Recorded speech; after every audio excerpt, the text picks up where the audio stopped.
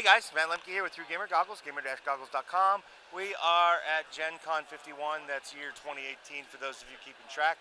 And I'm with Rob from Mantic Games. I did say it right? Yeah, yeah. I met him like 3 minutes ago. So, and we're going to talk about all things Mantic Games and things under the stars, who knows.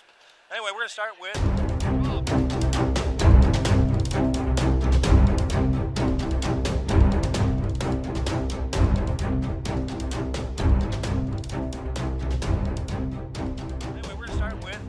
Rob. What's your job? I am the online sales and social media manager, but it depends. It depends what day of the week it is. Sometimes I'm doing the Kickstarters, sometimes I'm doing the social media, sometimes I'm helping edit books like Outbreak. So yeah. Social media. No, it's not social media, it's all sorts. He's got some fires to put out, I see. Yes, yeah. Yeah, that's an official firefighter. There we go. That's good. That's a good title. Yeah. They need to make you a model for Walking Dead. Yeah, that'd be a good one. Yeah, with the fireman's hat. Yeah, it could be a merc in like Deadzone. Oh yeah, Deadzone. Yeah, Deadzone. Yeah, okay. I like that.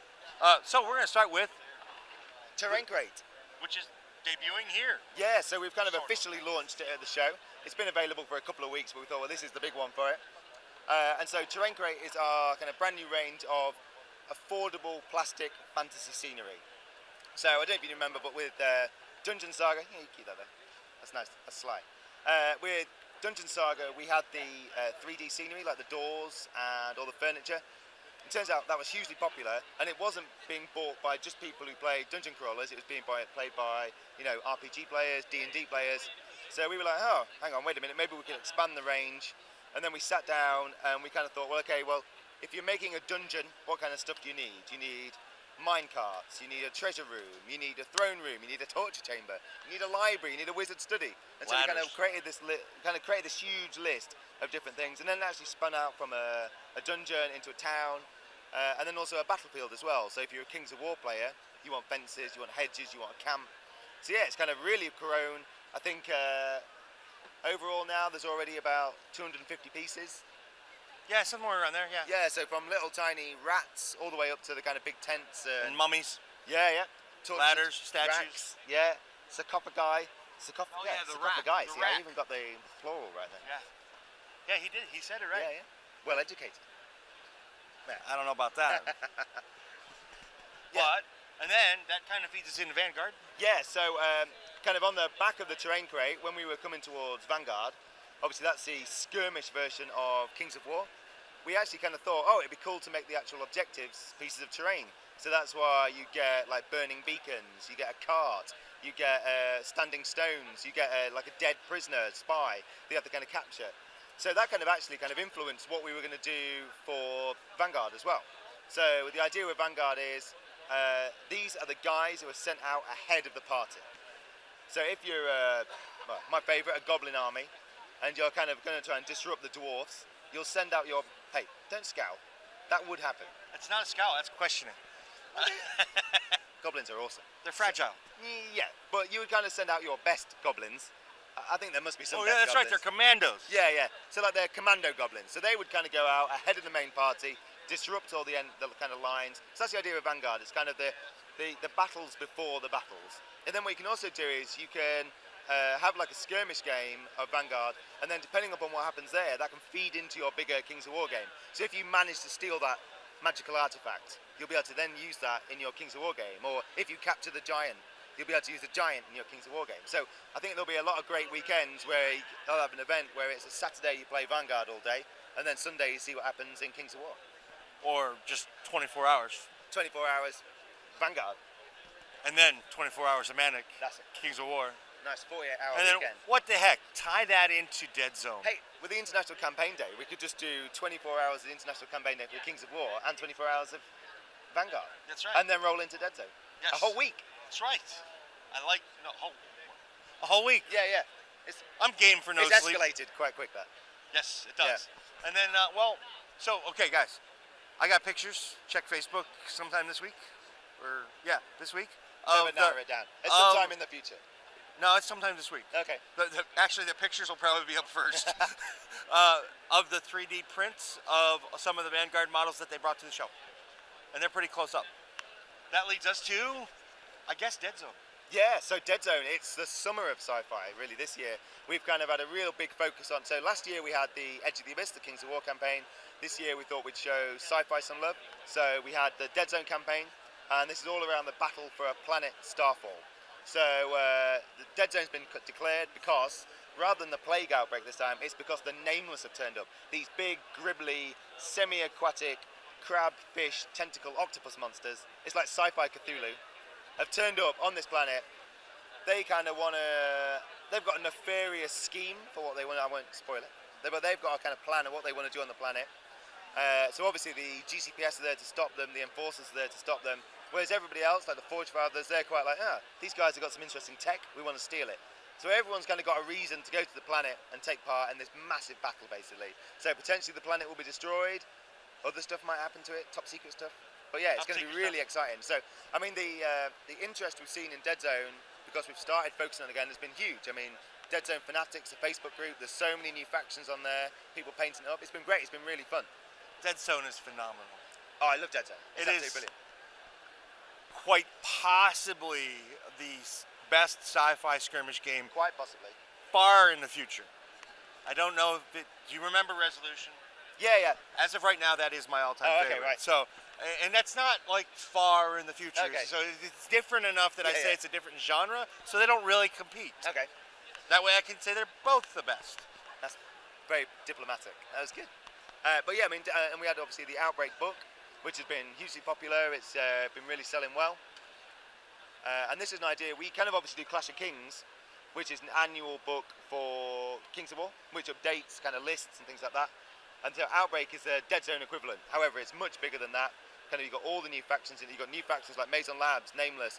GCPS are kind of new because they weren't in the original book. The Veerman list is now playable because they were a bit crappy in the first one.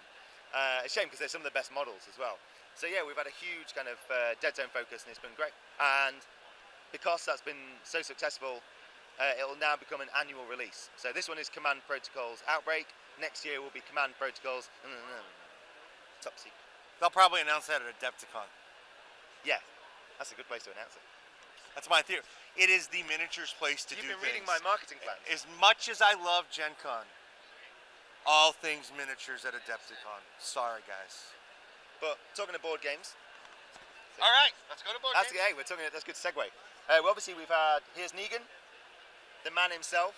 So we've been doing demos for this. We announced. Who thinks he's my brother? Have you got the bat? You got Lucille? No, I don't need a bat. Okay. Oh, straight in. Okay. I rip out guts.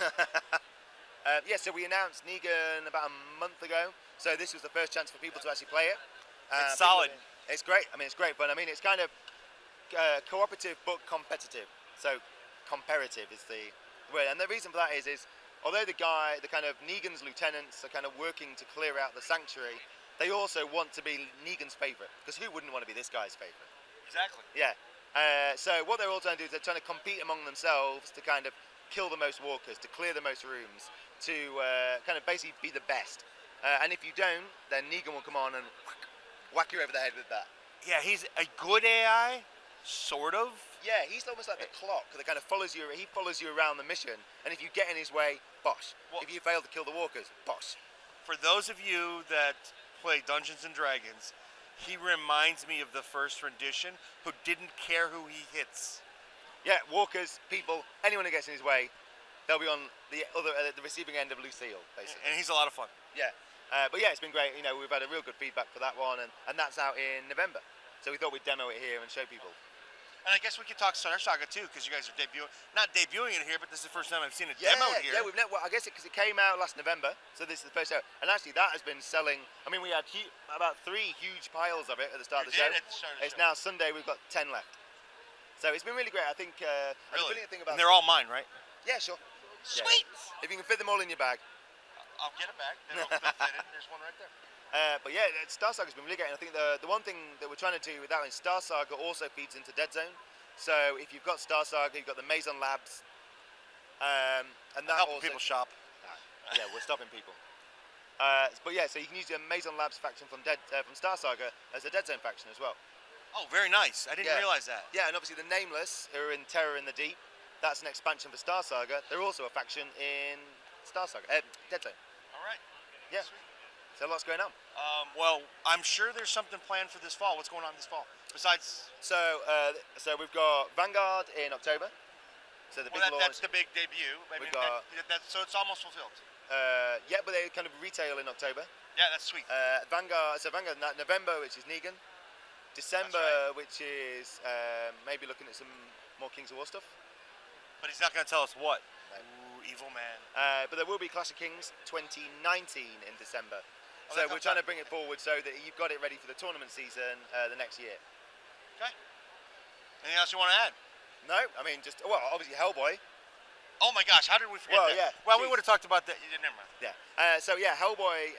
We demoed it at Mantic night last night. First chance for kind of people to play who haven't been on like playtest sessions. We had the minis by Angel Heraldes on display here, which have been going down really well. Stopping people in their tracks as they're walking past.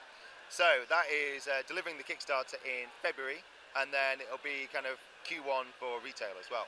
But that's been an amazing project to work on. Absolutely great. Yes, and the models do look phenomenal. I hope my pictures came out from Mantic Night. Which, by the way, if you guys want to hear Ronnie go over all this, watch the video from Mantic Night. Oh yeah, he's had more to drink in that one, so he's probably more. He did more have flamboyant. quite a bit to drink. I think he can outdrink me. That says a lot. All right, man. Okay, Thanks. cool. No worries. Thank Great you. interview. Oh, thanks. Bye, guys. Hi guys, meet the Nibbles, who's gonna go down. She just decided not to go down my back, so we'll do this for her so she's comfy. Thanks for watching my video, and I appreciate it. Please hit the like button and share it if you know somebody who might be interested. And of course, there's always Twitter and the Facebook thingy, and soon I have a newsletter coming. That'll be down there or in a link below, and my kitty cat loves that idea. So anyway, there was one more thing. Oh yeah, subscribe. Be a part of my community, our community. Let's make it grow together. See you guys at a con somewhere, or a local store, or if I'm driving through the country, maybe a game club. I don't know, you're not going to go knock down my camera. Bye guys.